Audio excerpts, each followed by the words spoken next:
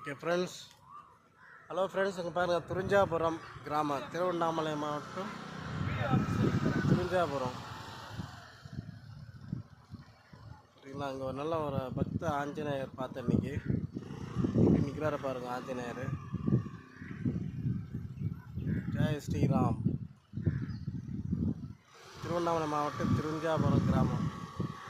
ஓகேங்களா, ஆஞ்சநேயர் எப்படி நிற்கிறார பாருங்கள். நல்லா சூப்பராக, எல்லாம் மனசு சந்தோஷமாக இருக்குது. இப்போ ஆஞ்சநேயர் ஸ்ரீராம ஸ்ரீராம ஜெய ஸ்ரீராம ஜெய ஸ்ரீராம், ஸ்ரீராம் ஜெயராம் ஜெய ஜெயராம் ஸ்ரீராம்.